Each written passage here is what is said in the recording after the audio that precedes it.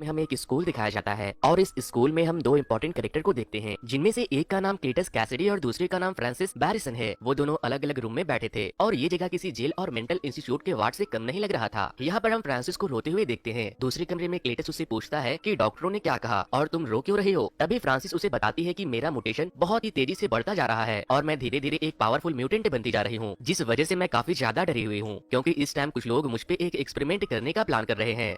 तभी क्लीटस उससे कहता है तुम टेंशन मत लो, सब कुछ ठीक हो जाएगा, क्योंकि वो लोग तुम पर कोई भी एक्सपेरिमेंट नहीं कर सकते, क्योंकि तुम उन लोगों के लिए लास्ट होप हो। लेकिन तभी वहाँ पर कुछ लोग आते हैं और फ्रांसिस को जबरदस्ती अपने साथ ले जाने लगते हैं। ये देखकर क्लीटस को बहुत गुस्सा आता है और वो जोर जोर से विंडो के ग्लास में मारने लगता है और वो लोग फ्रांसिस को वैन में ले जा रहे थे। कुछ दूर जाते ही फ्रांसिस अपने म्यूटेंट पावर की मदद से सोनिक पावर यूज करती है और वो जोर से चिल्लाती है और वो वहाँ से भागने की कोशिश करती है। यहाँ पर हमें ये पता चलता है कि फ्रांसिस की सोनिक पावर की मदद से वो किसी भी ग्लास और हेवी चीज को तोड़ सकती थी। अब फ्रांसिस सोनिक पावर की वजह से पूरी वैन पलट जाती है और इसी का असर वहाँ पर बैठे पुलिस ऑफिसर को भी पड़ता है, जिस वजह से वैन में बैठा एक पुलिस ऑफिसर डरकर फ्रांसिस की आंख में गोली मार देता है, जिसकी वजह से फ्रांसिस वैन से गिरकर वहीं बेहोश हो जाती है। लेकिन पुलिस वाले को लगता है कि वो मर चुकी है और वो लोग उसे छोड़कर वहाँ से चले जाते हैं। फिर नेक्स्ट सीन में जब फ्रांसिस की आंख खुलती है तो वो खुद को एक एसाइलम में पाती है, जो कि हेवी ग्लासेस और स्टील की बनी थी। यहाँ पर हम एक डॉक्टर को देखते हैं जिसका नाम मिस चीन है, जो कि फ्रांसिस के ऊपर अलग अलग किस्म की एक्सपेरिमेंट कर रही थी। तभी हम देखते हैं कि एक वार्ड बॉय वहाँ आता है और फ्रांसिस को एक न्यूज़पेपर देता है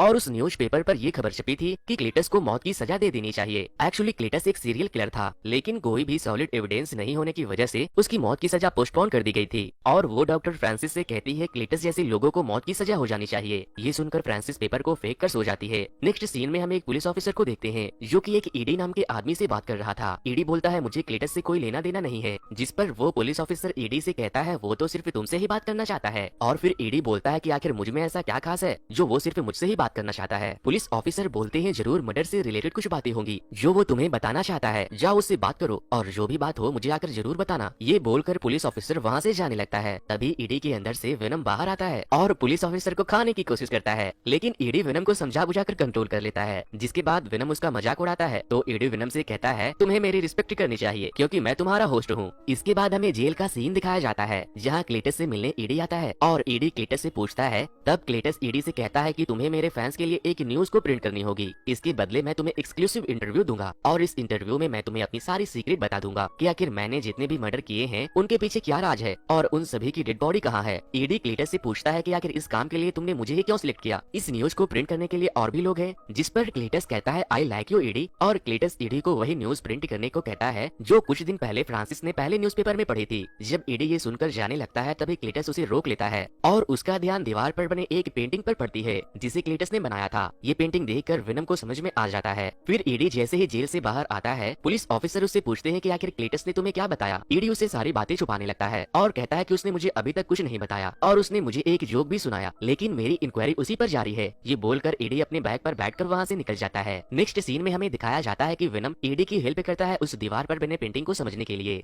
फिर वेनम एक बीच का पेंटिंग बनाकर ईडी को बताता है कि हो सकता है डेड बॉडी यहीं पर हो। फिर नेक्स्ट डे बहुत सारे पुलिस ऑफिसर उसी बीच पर पहुंचते हैं, जिसे वेनम ने ईडी को पेंटिंग के हेल्प से समझाने की कोशिश की थी और तभी वेनम की बात सच हो जाती है। पुलिस वालों को वहां बहुत सी डेड बॉडी मिलती है जिनका क्लीटस ने मर्डर किया था। इसके बाद बहुत सारे रिपोर्टर्स ईडी के पास आकर उसे पूछते हैं कि क्या तुम्हारी क्लीटस से दोस्ती हो गई है, जो क्लीटस ने अपने सारे सीक्रेट्स तुम्हें बता दिए, क्योंकि अभी तक सिर्फ तुम ही एक ऐसे हो जो उसे अकेले में मिले हो और तुम्हारे मिलने के बाद ये इन्फॉर्मेशन हमें मिल पाई है। दूसरी तरफ ये दिखाया जाता है कि इतने सारे एविडेंस मिलने के बाद क्लीटस को सजाए मौत सुना दी जाती है। अब ये न्यूज हर जगह वायरल हो चुकी थी। फ्रांसिस को भी ये बात पता चल जाता है और ये न्यूज सुनकर फ्रांसिस बहुत गुस्सा होती है और दूसरी तरफ क्लीटस को ये लगता है कि ईडी ने उसे धोखा दिया है। क्लीटस इन सभी चीजों के लिए ईडी को ब्लेम करने लगता है क्योंकि ईडी इस न्यूज की वजह से फेमस हो गया था। अगले सीन में हमें एक शॉप को दिखाया जाता है जहाँ एक शॉपकीपर ईडी को कहता है कि वेनम की चॉकलेट्स खत्म हो चुकी है, जिस पर वेनम ईडी से कहता है बोलो तो तुम्हारा ही सर चबा जाऊं, लेकिन ईडी वहाँ से निकलकर चिकन सूप पर आ जाता है और वेनम को बोलता है जल्दी से चिकन उठाओ और यहाँ से निकलो। तभी ईडी और वेनम वहाँ से जा ही रहे थे कि वो लोग रास्ते में एक चोर को देखते हैं जो कि एक लेडीज को परेशान कर रहा था। वो कमीना उससे पैसे छीनकर भागने की कोशिश करता है, लेकिन तभी वेनम उसे पकड़ लेता है और उसे उल्टा करके खाने की कोशिश करता है, जिसके बाद ईडी उससे कहता है कि अगर तुमने ऐसा किया तो हम लोग बहुत बुरे फंस सकते हैं। ईडी विनम को ऐसा करने से रोकने के लिए बहुत रिक्वेस्ट करता है। विनम उसको छोड़ देता है और दोनों आगे बढ़ते जाते हैं। नेक्स्ट मॉर्निंग ईडी के पास क्लेटस का लेटर आता है जिसमें ये लिखा था कि ईडी मुझे तुम्हारी वजह से मौत की सजा मिली है, और इसमें वो अपने बुरे कामों को भी लिखता है कि कैसे मैंने अपने ग्रैंड माँ को खत्म किया और अपने मॉम को बाथटब में डुबाकर मार डाला। इसका मतलब ये था कि क्लेटस ने अपने फैमिली तक को नहीं बख्शा था। क्लेटस ने ये भी लिखा था कि इन सब के बाद मेरे फादर ने मुझे एक ऑर्फेन में भेज दिया था, वहाँ के बच्चे मुझे पीटा करते थे। फिर मैं फ्रांसिस से मिला जिसके पास सोनिक पावर थी और हम दोनों ही एक दूसरे से प्यार करने लगे। इसीलिए ईडी मैं तुमसे आखिरी बार मिलना चाहता हूँ। ईडी उसे मिलने के लिए एग्री हो जाता है। अगली सुबह ईडी क्लेटस से मिलने जाता है। क्लेटस ईडी को बताता है कि मैं हमेशा एक परिवार चाहता था, जिस पर ईडी कहता है ये तो होना ही था अपने मॉम और दादी को खत्म करने के बाद, लेकिन वो अपने मौत का जिम्मेदार ईडी को बता रहा था और वो ईडी को गुस्सा दिलाने की कोशिश कर रहा था, जो कि क्लेटस की चाल थी। ईडी को गुस्सा दिलाते दिलाते विनम को गुस्सा आ जाता है और वो ईडी के पेट से अपना हाथ निकालकर उसे मारने लगता है। तभी क्लेटस ईडी के हाथ पर बैठ करता है। फिर वहाँ एक गार्ड आता है और उन दोनों को अलग करता है। फिर ईडी वहाँ से जाने लगता है। तभी क्लेटस ईडी से कहता है मैंने औरों का भी खून टेस्ट किया था, लेकिन तुम्हारा खून अलग है। जब क्लेटस ने ईडी को बैट किया था तो उसकी सिम्बायोटिस का थोड़ा सा पार्ट उसके खून में मिलकर क्लेटस के अंदर चला गया था। नेक्स्ट सीन में हमें दिखाया जाता है कि ईडी अपने घर पहुंच चुका था और विनम ईडी से माफी मांगता है कि मुझे ऐसा नहीं करना चाहिए था, बेटा ईडी मुझे माफ कर दे। ईडी विनम से कहता है कि तुम्हें अपने आप पर कंट्रोल रखना चाहिए, अगर तुम क्लेटस को खत्म कर देते तो उसके मर्डर का ब्लेम मुझ पर आ जाता। फिर उन दोनों में फिर से बहस शुरू हो जाती है। वो एक दूसरे को बुरा भला कहने लगते हैं। विनम ईडी से कहता है कि तुम एक लूजर थे, मैंने तुम्हें बचाया और तुम्हें एक नई पहचान दी। ये सुनकर ईडी गुस्से में आता है और विनम को बोलता है मुझे छोड़कर चले जाओ, और फिर उन दोनों में फाइट शुरू हो जाती है और विनम पूरे घर में तबाही मचा देता है और फाइनली ईडी को छोड़कर वहाँ से चला जाता है और वो बाहर जाकर ईडी की बैग को भी तोड़ देता है। दूसरी तरफ क्लेटस को इंजेक्शन देकर मारा जाने वाला था, लेकिन वो लोग जैसे ही इंजेक्शन क्लेटस के बॉडी में इंजेक्ट करते हैं, वो सिम्बायोट का पार्ट क्लेटस के बॉडी से कनेक्ट हो जाता है और वो रिएक्शन करना शुरू कर देता है, जिसके रिएक्ट होने से एक नया सिम्बायोट पैदा हो जाता है और वो था दी कार्नेज। देखते ही देखते कार्नेज अपने फुल पावर में आ जाता है, जिसे देखकर सारे लोग चिल्लाकर वहाँ से भागने लगते हैं और कार्नेज बहुत ही बड़े मॉन्स्टर में बदल जाता है। जिसके बाद कार्नेज वहाँ मौजूद सारे पुलिस ऑफिसर को खाना शुरू कर देता है और वहाँ जेल में मौजूद सारे कैदियों को आजाद कर देता है। उधर ईडी अपने घर में बैठा बड़े ही मजे से टीवी देख रहा था। तभी ईडी को पता चलता है कि क्लेटस जेल से भाग चुका है और ये न्यूज देखकर ईडी परेशान हो चुका था। और फिर वहाँ पुलिस ऑफिसर आते हैं और इस इंसिडेंट के लिए ईडी को जिम्मेदार ठहराते हैं। ईडी उनसे कहता है कि मैं इसके बारे में कुछ नहीं जानता। दूसरी तरफ हम वेनम को देखते हैं जो एक एक करके बॉडी चेंज कर रहा था क्योंकि उसे अपने हिसाब से परफेक्ट बॉडी नहीं मिल पा रही थी। फिर लास्ट में वो एक लड़की के बॉडी में एंटर करके एक हेलोइन पार्टी में चला जाता है, जहां सभी लोग समझ रहे थे कि वेनम एक कॉस्ट्यूम पहने हुए है और वो काफी स्मार्ट लग रहा था। सभी लोग वेनम की तारीफ करने लगते हैं और उसके साथ सेल्फी लेने लगते हैं, जिस पर वेनम खुद को रेस 3 का सलमान खान समझ रहा था। इसके बाद हम क्लेटस को एक रेड कलर की कार में जाते हुए देखते हैं। अब कार्नेज क्लेटस से बात करता है जिस तरह से ईडी वेनम से बात किया करता था। कार्नेज क्लेटस से कहता है अब दुनिया में सिर्फ एक ही सिम्बायोट है और वो है वेनम। अगर हम दोनों मिलकर वेनम को खत्म कर दे तो हम दोनों दुनिया पर राज कर सकते हैं। जिस पर क्लेटस कार्नेज से कहता है सबसे पहले हमें मेरे पार्टनर फ्रांसिस को बचाना होगा क्योंकि मैं उसे बहुत प्यार करता हूँ। इस बात पर कार्नेज एग्री हो जाता है और बोलता है ठीक है। और इधर पार्टी में वेनम खूब एंजॉय कर रहा था, लेकिन वो ईडी को काफी मिस कर रहा था। ईडी क्लेटस के स्कूल पहुँचता है जहाँ पर क्लेटस को पहले दिखाया गया था। वहाँ पर ईडी को एक दीवार पर CK+F भी लिखा हुआ दिखाई देता है। जिसके बाद ईडी पुलिस ऑफिसर को कॉल करके इन्फॉर्म करता है और कहता है मैं अब क्लेटस के स्कूल में हूँ जहाँ पर वो रहा करता था। और ईडी पुलिस ऑफिसर से पूछते हैं कि FB का क्या मतलब है, तो वो ईडी को बताता है कि FB का मतलब फ्रांसिस बैरिसन है। जिसके बाद पुलिस ऑफिसर ईडी को बताते हैं कि वो मर चुकी है क्योंकि मैंने उसे गोली मारी थी। यहाँ पर पुलिस ऑफिसर को ये पता चलता है कि फ्रांसिस अभी भी जिंदा है और वो एक सीक्रेट जगह पर सेफ है। अब हम देखते हैं कि क्लेटस एक शॉप पर जाता है और शॉपकीपर को मारकर उसका लैपटॉप लेकर कार्नेज की पावर की हेल्प से पता लगाता है कि फ्रांसिस कहाँ पर है। नेक्स्ट सीन में हमें वो सीक्रेट जगह दिखाई जाती है जहाँ पर फ्रांसिस को रखा गया था। फिर वहाँ पर डॉक्टर फ्रांसिस के पास आती है और फ्रांसिस से कहती है कि तुम्हारा आशिक जेल को तबाह करके वहाँ से फरार हो गया है।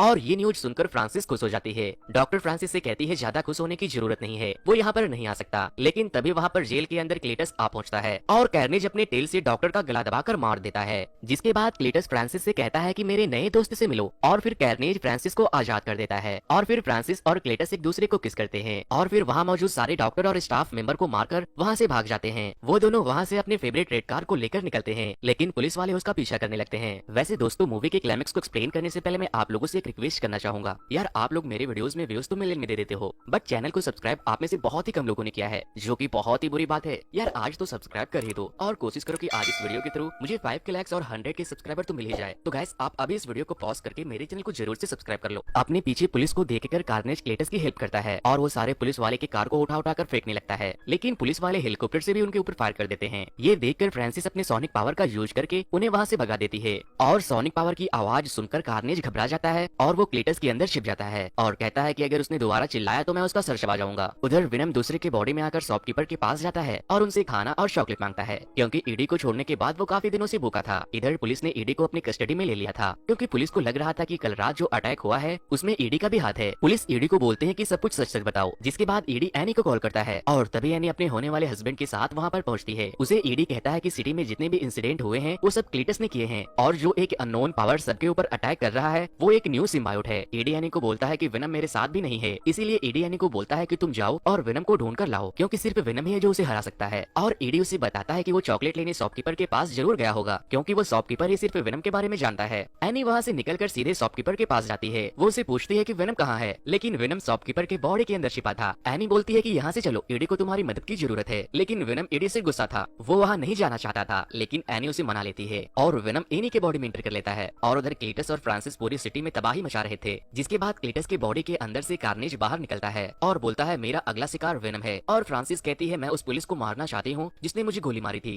नेक्स्ट सीन में हम देखते हैं कि एनी एडी से मिलने आई होती है। तभी एडी पूछता है कि विनम कहाँ है। विनम एनी के बॉडी से निकलता है और बोलता है हाय छोटू। एनी विनम को एडी के बॉडी में इंटर करने को कहती है, लेकिन विनम एडी को बोलता है कि पहले मुझसे माफी मांगो। एडी विनम को सॉरी बोलता है, जिसके बाद विनम एडी में फिर से इंटर कर लेता है और वो दीवार तोड़कर वहाँ से भाग जाता है। दूसरी तरफ उस पुलिस ऑफिसर को क्लीटस ने पकड़ लिया था, जिसने फ्रांसिस की आंख में गोली मारी थी। और इधर फ्रांसिस एडी के घर जाती है, जहाँ पर उसे एनी की फोटो और एक रिंग मिलती है, जिससे कि वो समझ जाती है कि एडी को पकड़ने के लिए उसे एनी को पकड़ना होगा। और उसके बाद वो एनी को किडनैप कर लेती है और उसके होने वाले हस्बैंड को बोलती है कि एडी को जाकर बता देना कि क्लीटस एक एक करके सबको मार देगा। नेक्स्ट सीन में हमें सिटी का सीन दिखाया जाता है, जहाँ पर एडी क्लीटस को ढूंढ रहा था। तभी उसे एनी के हस्बैंड का कॉल आता है और वो सारी बातें उसे बताता है। अब अगले सीन में हम देखते हैं कि फ्रांसिस वेडिंग गाउन पहनकर क्लीटस के पास आ रही थी और कार्नेज ने पुलिस ऑफिसर और एनी को पकड़ा हुआ था। तभी वहाँ एडी आता है और विनम भी निकल आता है। विनम को देखकर कार्नेज भी बाहर आता है, लेकिन कार्नेज को देखकर विनम वापस से एडी के अंदर छुप जाता है। ये देखकर एडी बेचारा भी घबरा जाता है और विनम को बोलता है बाहर निकलो। तभी विनम एडी से कहता है छोटू ये तो लाल वाला है, मुझे इतनी जल्दी नहीं मरना। एडी विनम को कहता है तुम इन दोनों को खा जाना, मैं तुम्हें मना नहीं करूंगा, लेकिन हाँ फादर को छोड़ देना। ये सुनकर विनम फिर से बाहर आ जाता है। फिर कार्नेज और विनम आमने सामने होते हैं। तभी फ्रांसिस सोनिक पावर यूज करती है, जिसकी वजह से कार्नेज फ्रांसिस को उठाकर फेंक देता है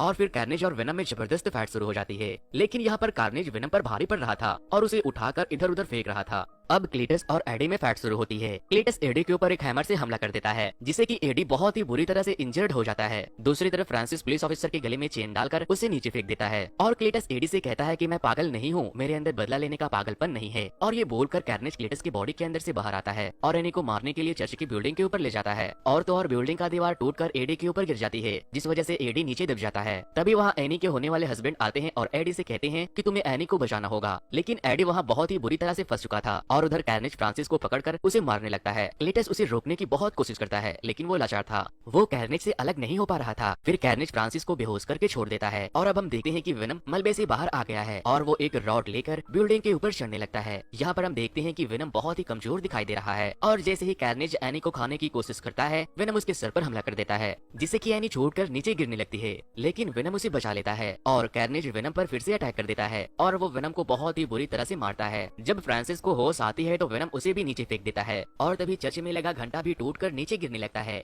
जिसे देखकर फ्रांसिस चिल्लाने लगती है, जिस वजह से दोनों सिम्बायोट बॉडी से अलग होकर गिर जाते हैं। और तभी विनम एडी को बचा लेता है और क्लीटस नीचे गिर जाता है और फ्रांसिस के ऊपर वो घंटा गिर जाता है, जिस वजह से उसकी मौत हो जाती है। और वो रेड सिम्बायोट क्लीटस की बॉडी में एंटर करने की कोशिश करने ही वाला था, तभी विनम उसके पास पहुंचकर वो रेड सिम्बायोट को अपने अंदर निगल लेता है और साथ ही साथ वो क्लीटस का सर भी चबा जाता है, जो उसकी बहुत